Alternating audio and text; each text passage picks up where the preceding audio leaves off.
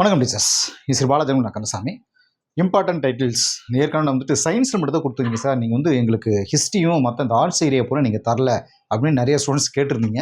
அதுக்காக தான் நான் இப்போது ஆர்ட்ஸ் வந்து உங்களுக்கு நான் காட்டுறேன். என்ன இங்கே மெசேஜ் அப்படிங்கிறது பார்த்தீங்கன்னா, இப்போ ஹிஸ்ட்ரி 11th ஹிஸ்ட்ரியில் மட்டுமே இன்னமும் நிறைய பேர் கேட்குறாங்க. பேப்பர் 2க்கு வந்து 1 to 10க்குள்ளே, அதாவது 6 to 10க்குள்ளே படித்தா போதும் இல்லை சார் அப்படின்னு கேட்டுட்டு இருக்காங்க. கண்டிப்பாக கிடையாது. 11th 12th compulsory படித்தாகணும். அதில் தான் அதிகமான கேள்விகள் நமக்கு கேட்டுட்டு இருக்காங்க. அதில் பாருங்கள், அது ஸ்டார்டிங்கில் வந்து இந்த 11th ஸ்டாண்டர்டில் மட்டுமே பாருங்கள், இந்த பண்டைய இந்திய தொடக்கம் முதல் சிந்து நாகரிகம் வரைக்கும் பார்த்தீங்கன்னா ஒரு கேள்வி இதில் வந்திருக்கு. செம்பு பெருங்காலத்தில் 3 கேள்விகள் வந்திருக்கு. பிரதேச முடியரசின் தோற்றம் இதில் 3 கேள்விகள் வந்திருக்கு.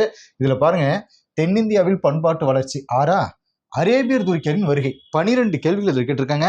அது மட்டும் இல்லாமல் பிற்கால சோழர்கள் பாண்டியர்கள் 20 கேள்விகள் கேட்டிருக்காங்க 11th 12th. 11th 12th படிக்காமல் போனால் நம்மளுடைய நிலைமை என்னாகும்னு யோசிச்சு பாருங்க. இது வந்து ப்ரூஃப். இது வந்து என்னன்னா, ஏற்கனவே எக்ஸாம் நடந்தது இல்லைங்களா, டெட் எக்ஸாம், அந்த கேள்வியுடைய தலைப்புகள் இது.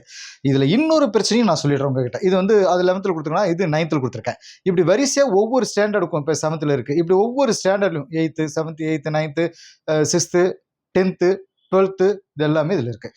என்ன ஒரு மெசேஜ் அப்படின்னா, சார் இது மட்டுமே படித்தா போதுமா, நம்ம டெட்டுக்கு பாஸ் பண்ணிடலாமா, மற்றதெல்லாம் எதுவும் படிக்க வேண்டாமா அப்படின்ற லெவலுக்கு போயிட்டாங்க. நல்லா தெரிஞ்சுக்கோங்க. இப்போ நான் இங்கே கொடுத்துருக்கிறது வந்து ஏற்கனவே டெட் எக்ஸாம்ல கேட்ட கேள்விகளுடைய தலைப்புகள். அதுலேயும் பார்த்தீங்க அப்படின்னா 2023 என்னன்னா 22லையும் 23லையும் நடந்த அந்த கொஸ்டின் பேப்பரை மட்டும் தான் நம்ம இங்கே எடுத்து ஹைலைட் பண்ணி போட்டிருக்கோம். இது வெரி வெரி இம்பார்ட்டன்ட். இப்போ என்னன்னா, இன்னைக்கு போயிட்டு டெட் எக்ஸாமுக்கு கொஸ்டின் எடுக்கக்கூடிய அந்த ஒரு சார் இருக்காங்கன்னு வச்சுக்கோங்களேன். அங்கே இருக்க அந்த டீம் என்ன பண்ணுவாங்கன்னா, ஃபர்ஸ்ட் எடுத்து ஃபுல்லாத்தையும் படித்து பார்த்துருப்பாங்க இல்லைங்களா. இப்போ 6லேருந்து 12 வரைக்கும் ஹிஸ்ட்ரி இருக்கு, அது பூரா என்னென்ன கொடுத்துருக்காங்க அப்படின்னு சொல்லிட்டு வரிசையாக பார்த்துட்டு எந்த கேள்வியும் நம்ம எடுக்கலாம் அப்படின்னா அதில் போய் தேடுவாங்க. தேடும்பொழுது அவங்க கண் பார்வைக்கு முதல்ல கிடைக்கக்கூடிய இந்த டைட்டில்ஸில் வந்து இதுல இருந்து ஒரு கேள்வி எடுக்கலாம் அப்படின்னு எடுத்துருப்பாங்களா. இப்போ இடைக்காலம் இருக்குன்னா அதில் ஒரு 5 கேள்வி எடுக்கலாம் அப்படின்னு சொல்லிட்டு, 5 கேள்வினா ஒரு கேள்வியாவது நம்ம எடுக்கலாமா அப்படின்னு அவங்களுடைய பார்வை வந்து அந்த டைட்டில் போய் நின்று இருக்கா. ஸோ இதுதான் நமக்கு இங்கே தேவை. என்னன்னா, இவங்களுடைய பாயிண்ட் ஆஃப் வியூல என்னன்னா, அவங்க இஷ்டத்துக்கு அந்த கேள்வி எடுக்க முடியாது. இதுக்குன்னு ஒரு சில டிஃபால்ட்டான ஒரு சில விஷயங்கள் இருக்கு. குடியரசுத் தலைவர் இருக்காரா, கம்பல்சரி ஒரு கேள்வி எடுக்கணும். குடியரசுத் தலைவர் யோசிச்சு பாருங்க, குடியரசுத் தலைவர் சம்பந்தப்பட்ட கேள்விகள் எந்த சப்ஜெக்ட்லையும், அதாவது எந்த எக்ஸாம்லையும், ஐஏஎஸ் எக்ஸாமாகவே இருந்தாலும் சரி, இந்தியாவில் இருக்கிற எந்த எக்ஸாமாக இருந்தாலும் சரி, குடியரசுத் தலைவர் சம்பந்தமா ஒரு கேள்வியாவது கேட்டுக்கணும். அப்படி டோட்டலா நம்ம 6+2 இருக்கக்கூடிய குடியரசுத் தலைவருடைய அந்த பாயிண்ட்ஸ் மட்டும் எடுத்து பார்த்தீங்கன்னா ஒரு 35 பாயிண்ட்ஸ்ல இருந்து 40 பாயிண்ட்ஸ் தான் இருக்கும். ஸோ இந்த பாயிண்ட்ஸ்ல இருந்து ஒவ்வொரு எக்ஸாமுக்கு கேட்டிருந்தாங்கன்னா 35 பாயிண்ட்ஸுக்கும் 35 எக்ஸாம்ல கேட்டிருப்பாங்க இல்லையா. அப்ப மறுபடியும் ரிப்பீட்டடா அந்த பாயிண்ட்ஸ் கேட்டுதான் ஆகணும். யோசிச்சு பாருங்க, அவங்க குடியரசுத் தலைவர் கண்டிப்பா கேள்வி எடுத்தாகணும். அப்படிங்கிறப்போ அதே மாதிரி சயின்ஸ்ல பாத்தீங்கன்னா மனித உடல் உறுப்பு மண்டலின் அமைப்பின் செயல்பாடுகள், அதுல ரத்தம், ஹார்ட், கண்டிப்பா ஒரு கேள்வி இருந்தாங்க. ஸோ இந்த மாதிரி டிஃபால்ட்டான ஒரு சில டாபிக் எல்லாம் இருக்கு. அந்த டாபிக் வந்து நான் இப்போ என்ன சொல்ல வரேன்னா, அதை முதல்ல மனப்பாடம் பண்ணி வச்சுக்கோங்க. இது கண்டிப்பாக கேள்வி 100% வரும். அதை முதல்ல மனப்பாடம் பண்ணி வச்சுக்கோங்க. அதுக்கப்புறமா இங்கே இருக்கக்கூடிய டைட்டில்ஸ் இன்னும் கொஞ்சம் மனப்பாடம் பண்ணி வச்சுட்டு, அடுத்ததா செகண்ட் தேர்ட் ப்ரிஃபரன்ஸ் என்ன பண்ணுறீங்கன்னா, மற்ற சப்ஜெக்ட் மற்ற டாபிக் எல்லாம் இருக்கு இல்லையா, அதை ஒரு கிளான்ஸ் படிங்க. அதாவது இதுல இருந்து கேள்விகள் கேட்டால் நம்மளால அதை அடிக்க முடியும் அப்படின்ட்டு ஒரு கான்ஃபிடென்ட் உங்களுக்குள்ள வரணுங்கிறத விட மற்ற சிலபஸ் நீங்கள் படித்து பார்த்துட்டு தான் உங்களுக்கு அது போய் எக்ஸாமில் போய் ஓரளவுக்கு எல்லாம் அட்டன் பண்ணி முடிச்சதுக்கப்புறம் இது இங்கே படிச்ச மாதிரி இருக்கே அப்படின்னு யோசிச்சா கூட அந்த பாயிண்ட்ஸ் நமக்கு வந்துடும். அப்போ மற்ற டாபிக் எல்லாம் நம்ம என்ன சொன்னோம், ஒரு கிளான்ஸ் படிச்சுக்கணும். இங்கே என்ன பிரச்சனை நடக்குது அப்படின்னா, சார் 6+2 வரைக்கும் பார்த்தீங்கன்னா 839 டைட்டில்ஸ் இருக்கு. அத்தனையுமே நான் மனப்பாடம் பண்ணாதான் என்னால் எக்ஸாமுக்கு பாஸ் பண்ண முடியும். நான் அனைத்து மனப்பாடம் செய்தே தீர்வேன். 4 வருஷம் ஆகும் முழுமையாக நீங்கள் மனப்பாடம் பண்ணுறது. யோசிச்சு பாருங்க, 6வது 12வது வரைக்கும் இருக்கக்கூடிய அத்தனை வருஷத்தை படிப்பை உங்களால் 2 மாசத்துல படிச்சு முடிக்க முடியும் அப்படிங்கிறது வந்து நம்ம பிராக்டிக்கலா யோசிங்க. சொல்றவங்க 1000 சொல்லலாம், நம்மளால அது எல்லாத்தையுமே படிச்சு மனப்பாடம் பண்ண முடியுமா? யோசிச்சு பாருங்க கொஞ்சம். இது வந்து இந்த லாஸ்ட் மினிட்ல, சார் நான் இப்போ கவர்மெண்ட் ஜாபுக்கு போயிட்டு இருக்கேன், ஒரு டீச்சர் வந்து கேட்கறாரு, சார் நான் வந்து ஒரு கவர்மெண்ட் ஜாபுக்கு போயிட்டு இருக்கேன், அந்த ஜாபுக்கு போயிட்டு என்னால படிக்கிற டைம் வந்து கம்மியா தான் இருக்கும், அதுக்கு நான் பாஸ் பண்ணி ஆகணும், அதுக்கு என்ன பண்ணணும் அப்படின்னு ஒரு டீச்சர் கேட்கறாரு. அந்த இது வந்து பொலிட்டிக்கல் சயின்ஸ், நான் வந்து ஹிஸ்டரி தான் காட்டியிருந்தேன். இதுல என்ன ஒரு பிரச்சனை, ஒவ்வொரு டாபிக்கும் நீங்க வந்து வரிசையா காட்டிருங்கன்னு தான் அவங்களுடைய கேள்வி. நான் ஒரு சப்ஜெக்ட் காட்டினேன்னா அது ஒரு சப்ஜெக்ட் தான் அப்படின்னு சொல்லிட்டு நினைச்சிட்டு இருப்பீங்க. சரி, நான் சொல்ல வந்த விஷயத்தை நான் சொல்லிடுறேன். கவர்மெண்ட் டீச்சர்ஸ் இருக்காரு, நான் கம்மியான டைம்ல படிச்சு, அதாவது குறைவா படிச்சு நான் பாஸ் பண்ணணும் சார் அப்படின்னு ஒரு டீச்சர்ஸோடைய கதறல் இருக்கு.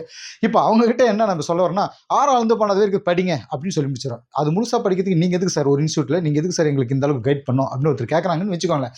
இப்போ நாம் என்ன நினைப்போம், நாம் இதே இதுலேயே நம்ம டெட்டு மட்டும் தான் பண்ணுறோம், டிஎன்பிஎஸ்க்கும் நம்ம பண்ணல. அப்படிங்கிறப்ப டெட்டு மட்டுமே நம்ம ஃபுல்லாக போயிட்டுருக்கோம் அப்படின்னா அதில் இருக்கக்கூடிய நெளிவு சுழிவுகள் நமக்கு தெரியும். இப்போ ஒரு தொழில் இருக்குன்னு வச்சுக்கோங்களேன், அதில் ஒரு 5 வருஷம் ஒரு தொழில் அவங்க ஈடுபாடோடு அவங்க செஞ்சாங்க அப்படின்னா அதில் இருக்கக்கூடிய நெளிவு சுழிவுகள் தெரியும். நம்ம இப்போ இந்த டெட்டு 2012 இதில் ஸ்டார்ட் பண்ணி இப்போ 2025 வரைக்கும் நம்ம இந்த டெட்டு மட்டும் தான் பண்ணிட்டு இருக்கோம். அப்போ இருக்கக்கூடிய முடிஞ்ச வரைக்கும் நெளிவு சுழிவுகள் நம்ம ஓரளவுக்கு தெரிஞ்சிருக்கோம். இந்த எக்ஸாமில் இப்படி கேட்டிருக்காங்க, அடுத்த எக்ஸாம் இப்படி கேட்டிருக்காங்க, இப்படி கேட்குறாங்க அப்படின்னு நம்ம அடுத்தடுத்த எக்ஸாமில் கெஸ் பண்ணி சொல்கிறது வந்து கண்டிப்பாக கேள்விகளாக வந்திருக்கு. ஏற்கனவே எக்ஸாம் பாஸ் பண்ண டீச்சர்ஸ் அதாவது ஸ்டூடெண்ட்ஸ் எல்லாருமே சார் நீங்கள் சொன்ன அந்த டைட்டிலேருந்து வந்திருக்கு அப்படின்னு சொல்லி அவங்க கொடுத்த இன்டர்வியூ கூட உங்களுக்கு போட்டு காட்டியிருக்கேன். சரி, இங்கே நான் என்ன செய்ய போகிறேன் அப்படின்னா, ஒரு கவர்மெண்ட் டீச்சர் இருக்கீங்க அப்படின்னா, சார் நான் எக்ஸாம் பாஸ் பண்ணணும், குறைவான நேரத்தில் எனக்கு படிக்க டைம் கம்மியாக தான் இருக்குது, நான் ஸ்கூலுக்கு போயிட்டு வந்து ஈவினிங் டைமில் இல்லை மார்னிங் டைமில் எனக்கு கொஞ்சம் நேரம் தான் கிடைக்குது, அதில் நான் படிக்கணும் அப்படின்னா R2 பண்ணுற வரைக்கும் இருக்கிற விஷயம் வந்து கிட்டத்தட்ட 830 டைட்டில் படிக்கணும்னா எனக்கு 5-6 வருஷத்துக்கு மேலே ஆகும், என்னைக்கு நான் டெட் பாஸ் பண்ணுறது அப்படின்னு ஒரு டீச்சர்ஸோட கதையில் இருக்கும்போது நாம் என்ன பண்ணுறோம், நம்ம எக்ஸ்பீரியன்ஸில் இருக்கக்கூடிய இம்பார்ட்டன்ட் டைட்டில்ஸ் இந்த மாதிரி காட்டி கொடுக்குறோம். இதை மட்டும் படிங்க சார், அட்லீஸ்ட் நீங்கள் ஒரு 82 கொஸ்டின் நம்ம எடுக்கணும்னா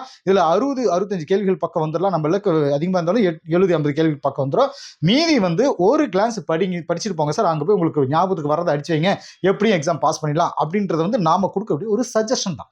அதுக்காக இதை மட்டுமே படிச்சுட்டு நான் போய் எக்ஸாம் நான் எழுதுவேன் சார் அப்படின்னு உட்காந்துட்டு எழுதி இதில் வந்துட்டு பார்த்தீங்கன்னா என்ன சொல்கிறது, ஒரு 50-60 கேள்வி மட்டும் வந்து மீதி 20-30 கேள்விகள் வரல, இந்த பாலாஜி அகாடமியில் வாங்கி நான் நமக்கு சொன்னாங்க சொல்லி நான் படித்தேன், எனக்கு வந்து மார்க் வரல அப்படின்னு எப்படி சார் வரும்? அப்போ இம்பார்ட்டன்ட் டைல்ஸ் நமக்கு என்ன தேவை, குறைவான நேரத்தில் குறைவாக படிக்க வேண்டும், குறைவாக இதை படிங்க. அப்போ மீதி இருக்கக்கூடிய டைட்டில்ஸ் வந்து ஒரு கிளான்ஸ் ஃபர்ஸ்ட் ப்ரிஃபரன்ஸ் கொடுக்குறது, இது கொடுத்துட்டு செகண்ட் ப்ரிஃபரன்ஸ் வந்து மீதி மற்ற டைட்டில் இருக்கு பாருங்க, அதை நான் படிச்சு முடிச்சுட்டு போறேன் சார் அப்படின்னு சொல்லிட்டு யார் படிச்சுட்டு போறாங்களோ அவங்களால தான் எக்ஸாம் பாஸ் பண்ணுவோம். ஏன்னா இது நம்ம கொடுக்கறது வந்து ஒரு விளக்கு எரிஞ்சிட்டு இருக்கு அப்படின்னா அது பிரகாசமா எரினா கொஞ்சம் ஒரு தூண்டுகோல் வேணும், ஒரு தூண்டுகோல் தான் இது. அதுக்காக முழுக்க இது மட்டுமே நம்பிட்டு கூடாது, புரியுங்களா? ஒரு தூண்டுகோல் இருக்குன்னா இப்போ நம்ம தூண்டி விட்டோம் இன்னும் கொஞ்சம் பிரகாசமாக இருக்குது. நீங்கள் படிச்சுட்டு இருக்கீங்க அப்படின்னா இது இம்பார்ட்டன்ட் டைல்ஸ் கொடுக்கும்போது இது இப்போ ஃபர்ஸ்ட் ப்ரிஃபரன்ஸ் கொடுத்துறோம், ஓகே லைக் நமக்கு வந்து ஒரு 40-60 கேள்விக்குள்ள நம்ம கான்ஃபிடென்ட்டாக இருக்கும் அப்படின்றது நமக்கு இதில் வந்து கம்பல்சரி வந்துடலாம். அப்படிங்கிறப்ப நம்ம கான்ஃபிடென்ட்டாக இருக்கும்போது மீதி இருக்கிற 20-30 கொஸ்டின்ஸ் வந்து நம்ம அசால்ட்டாக பாஸ் பண்ணிட்டு போயிட்டே இருக்கலாம். 40 கேள்வி மீதி 42 கேள்வி வந்து எப்படியும் மற்ற சப்ஜெக்ட்களும் வச்சு நம்ம படிச்சிருக்கோம், அதில் வந்து நம்ம அசால்ட்டாக படிச்சுட்டு போயிடலாம் அப்படின்றது ஒரு ஸ்டூடெண்ட்டினுடைய ஒரு கான்ஃபிடென்ட். ஸோ இப்படியாக தான் நம்ம படிக்கணும். அதுக்காக இந்த சப்ஜெக்ட் இங்கே இருக்கக்கூடிய டைட்டில்ஸை மட்டுமே நம்ம நம்பிட்டு இருக்கக்கூடாது, இது கூடவே நான் மற்ற டைட்டில்ஸை நீங்கள் படிச்சாகணும் அப்படிங்கிறது நான் வலியுறுத்திக்கிறேன். இதில் பாருங்கள் 10th ஸ்டாண்டர்ட் பாருங்கள் அதாவது ஒவ்வொரு டாப்பிக்கும் ஒவ்வொரு கொஸ்டின்ஸ் 12 கேள்வி பாருங்கள், நடுவண் அரசு வந்து 12 கேள்வி கேட்டிருக்காங்க, மாநில அரசு வந்து 10 கேள்விகள் கேட்டிருக்காங்க. இப்போ 12th வந்து பாருங்க ஒவ்வொரு டைட்டில், இப்போ இந்திய அரசமைப்புனா ஒரு கேள்வி, சட்டமன்றம் 2 கேள்விகள், 12th எத்தனை கேள்விகள், 4 கேள்விகள் இந்தியாவில் கூட்டாட்சியில் கேட்டிருக்காங்க. 8th இத்தனை சப்ஜெக்ட் 5 கேள்விகள் கேட்டிருக்காங்க, மனித உரிமைகள் ஐநா சபையும் கேட்டிருக்காங்க. 9th வந்து இதில் பாருங்க 6 கேள்விகள், இதில் தேர்தல் அரசியல் கட்சிகள் மற்றும் அழுத்த குழுக்கள் 6 கேள்விகள் கேட்டிருக்காங்க. 11th பொலிட்டிக்கல் சயின்ஸில் பாருங்க இதில் ஒவ்வொரு டைட்டில் அரசாங்கத்தின் வகைப்பாடுகள், உள்ளாட்சி அரசாங்கங்கள்ல இருந்து ஒரு கேள்வி கேட்டிருக்காங்க. அதே மாதிரி பாருங்க 6th கேட்டிருக்காங்க, 7th 4 கேள்விகள், பெண்கள் மேம்பாடு இருந்து இந்த டைட்டில் கேட்டிருக்காங்க. அப்போ 7th மற்ற டைட்டில் இருக்க நீங்கள் மெட்டீரியல் கொடுத்துருங்க, அதெல்லாம் படிக்க வேணாம் சார், அதையும் படிக்கணும். இவ்வளோ நேரம் அதை தான் நான் சொல்லிட்டேன், சரிங்களா? ஸோ இது வந்து என்ன அப்படின்னா பொலிட்டிக்கல் சயின்ஸுக்காக நம்ம கொடுத்துருக்குறது. இப்போ நான் ஏற்கனவே ஹிஸ்ட்ரி காட்டியிருக்கேன், பொலிட்டிக்கல் சயின்ஸ் காட்டியிருக்கேன். இப்போ இதுலேயே இந்த ஆர்ட்ஸ் ஏரியாவில் பாருங்கள் ஜாகிரபியில் எந்தெந்த டைட்டில் பாருங்கள், கூடவே உங்களுக்கு எக்கனாமிக்ஸும் உங்களுக்கு அனுப்பி வச்சிடும் கூடவே. இல்லை 12th பாருங்கள் 8 கேள்விகள், இதில் மக்கள் தொகை புவியியல் இருந்து 8 கேள்விகள் கேட்டிருக்காங்க 12th ஜாகிரபியில். அதே மாதிரி கலாச்சாரம் மற்றும் அரசியல் புவியிலிருந்து 11 கேள்விகள் கேட்டிருக்காங்க. புவி தகவலியல் 6 கேள்விகள் கேட்டிருக்காங்க. இங்கே பாருங்கள் ஒவ்வொரு டைட்டிலும் 5 கேள்விகள் கேட்டிருக்காங்க. இதில் நில வரைபட கோட்டு சட்டங்கள் 5 கேள்விகள் கேட்டிருக்காங்க. 11th ஜாகிரபியில் பாருங்கள் 9 கேள்விகள், சூரிய குடும்பம் புவியும் அப்படிங்கிறது 9 கேள்விகள். அதே மாதிரி பாறைக்கோளம் உள் இயக்க செயல்பாடுகள் 8 கேள்விகள், பாறைக்கோளம் வெளி இயக்க செயல்முறைகள் 21 கேள்விகள் கேட்டிருக்காங்க. 21 கேள்விகள் கேட்ட ஒரு முக்கியமான டைட்டில் இருந்து ஒரு கேள்வி கூட கேட்க மாட்டாங்க, வர அந்த மாதிரி டைட்டிலுக்கு முக்கியத்துவம் கொடுக்கணும், சரிங்களா? நீர்க்கோளத்தில் 15 கேள்விகள் கேட்டிருக்காங்க. அதே மாதிரி வளிமண்டலம் 10 கேள்விகள் கேட்டிருக்காங்க. இப்படியாக ஒவ்வொரு ஸ்டாண்டர்ட்ல இருந்தும் ஒவ்வொரு டைட்டில்ஸ்ல இருந்தும் அதிக கேள்விகள். இந்தியா வளங்கள் மற்றும் தொழிலகங்கள்லேருந்து 6 கேள்விகள் கேட்டிருக்காங்க. ஸோ 9th ஸ்டாண்டர்டில் பாருங்க 8 கேள்விகள் கேட்ட அந்த வளிமண்டலத்திலிருந்து 8 கேள்விகள், நிலக்கோளம் 2 புவி புற செயல்பாடுகளில் 10 கேள்விகள், 8th ஸ்டாண்டர்ட்லையும் கேள்விகள் வந்திருக்கு, 7th வந்திருக்கு, 6th அண்டு கொடுத்துருக்காங்க. இந்த மஞ்சள் கலர் இருக்கிறது ஒரு சில கேள்விகள் நம்ம வந்து உள்ளுக்குள்ளே தான் இருக்குது, அதை நம்ம போய் தேடி எடுக்க முடியல, இருந்தாலும் அதுக்குள்ளேருந்து கேட்ட கேள்விகள் தான் நம்ம அதை போய் தேடிக்கலாம். இம்பார்ட்டன்ட் டைட்டில் நான் கொடுக்குற இந்த ஏரியா இதுதான். அது எக்கனாமிக்ஸும் உங்களுக்கு இதில் காட்டல, உங்களுக்கு பிடிஎஃப் அனுப்பி வச்சுறேன், ஓகேங்களா? ஸோ வெரி இம்பார்ட்டன்ட் டைட்டில்ஸ் மட்டும் ஏன் கொடுத்தன்றதுடைய நோக்கம் உங்களுக்கு புரிஞ்சிருக்கும். இதை மட்டுமே நம்பி டெட் எக்ஸாம் பாஸ் பண்ணலான்றது மட்டும் நீங்கள் நினைச்சிடாதீங்க, மேலும் படிக்கணும். இது வந்து உங்களுக்கு ஒரு தூண்டுகோலாக அமையும். கூடவே இதில் கண்டிப்பாக கேள்விகள் வரும், அதில் எந்த ஒரு மாற்றங்கள் இல்லை. பட் இதை மட்டுமே நம்பிட்டு இருந்துடாதீங்க, சரியா? ஓகே டீச்சர்ஸ், அடுத்த ஒரு வீடியோவில் இதை விட இம்பார்ட்டண்ட்டான சில ஸ்ட்ராட்டஜிகளை உங்களுக்கு நான் கொடுக்குறேன்.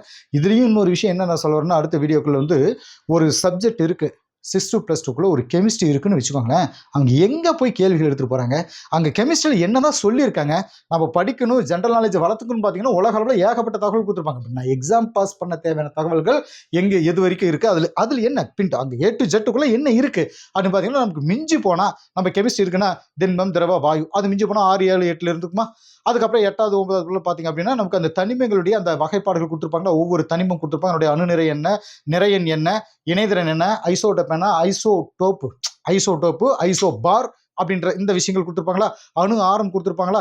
ஸோ இந்த மாதிரி ஒரு செலக்டிவான அந்த ஒரு ஓரலாக ஃபுல்லாகவே பார்த்தீங்க அப்படின்னா செலக்டிவான ஒரு சில டாபிக் மட்டும் கொடுத்துருப்பாங்க. அந்த டாப்பிக்ல இருந்து மட்டும் இதுக்கு முன்னாடி என்னென்ன கேள்வி கேட்டிருக்காங்க, இன்னும் அந்த சப்ஜெக்ட்ல என்ன இருக்கு அப்படின்னு நம்ம வகை பிரித்து நம்ம பார்த்தோம் அப்படின்னா கெமிஸ்ட்ரி மட்டும் கிடையாது, ஒவ்வொரு சப்ஜெக்ட்டுக்கும் R2 பாண்டுக்குள்ள இவ்வளவுதான் கொடுத்துருப்பாங்க அப்படின்றத ஒரு ஓரலாக வீடியோ கொடுத்து அதில் என்ன மெசேஜ் சொல்லப்பட்டிருங்கிற அந்த கஷ்டமான விஷயத்தை. இப்போ பிசிக்ஸ் எல்லாம் பார்த்தீங்க அப்படின்னா அந்த இந்த கணக்குகள் எல்லாம் கேட்டிருப்பாங்க, அந்த கணக்குகளுக்கு அதிக முக்கியத்துவம் கொடுப்பாங்க. கம்பல்சரி ஒரு கேள்வி வருதா, ஸோ அந்த கணக்கில் pH அளவீடு, இதில் கெமிஸ்ட்ரி பார்த்தீங்கன்னா pH அளவீடு கண்டிப்பாக கேட்கறாங்களா, காரங்கள் அமிலங்களை கேள்வி கேட்கறாங்களா. அப்போ அதை மட்டும் செலக்டிவாக ஒரு ரியாக்ஷன் இருக்கு அப்படின்னா pH அளவீடு மட்டும் கிடையாது. இப்போ வந்து H2O இருக்கு, அதில் ஹைட்ரஜன் 2 அணு இருக்கு, ஆக்சிஜன் 1 அணு இருக்கு, இது வந்து எப்படி வந்துச்சு, H2+O போட்டு நம்ம என்ன பண்ணுறோம், ரியாக்ஷன் H2Oன்னு போடுறோம், அதுக்கு முன்னாடி 2 சேர்த்துவோம். ஏன் 2 சேர்த்துறாங்க, ஸோ இதெல்லாம் வந்து பார்த்தீங்க அப்படின்னா அந்த ரியாக்ஷனுக்காக அந்த கணக்கீடுகள் என்ன அப்படிங்கிறத நம்ம கொடுத்து அது சம்மந்தமாக நம்ம டெட்டில் ஒரு கேள்வி கேட்டுருக்காங்க. ஸோ இப்படி கொஞ்சம் கஷ்டமான ஏரியாக்கள் என்னென்ன இருக்குங்கிற நம்ம தோண்டி எடுத்து அதை மட்டும் நம்ம ஃபோக்கஸ் பண்ணிட்டோம்னா மீதியெல்லாம் மனப்பாடம் பண்ணுறதாங்க, ஈஸியாக மனப்பாடம் பண்ணிட்டு போயிட்டே இருக்கலாம். ஸோ இது வந்து அடுத்த ஒரு ஸ்ட்ராட்டஜியாக உங்களுக்கு அடுத்த வீடியோக்கள் நமக்கு வந்துட்டு இருக்கும். இருக்கிற குறைவான காலகட்டத்தில் டெட் எக்ஸாம் ஈஸியாக பாஸ் பண்ணுறதுடைய நோக்கங்களில் இதுவும் ஒன்று அப்படின்னு உங்களுக்கு நான் சொல்லிட்டேன். ஓகே டீச்சர்ஸ், அடுத்த ஒரு வீடியோ சந்திப்போம். தேங்க்யூ.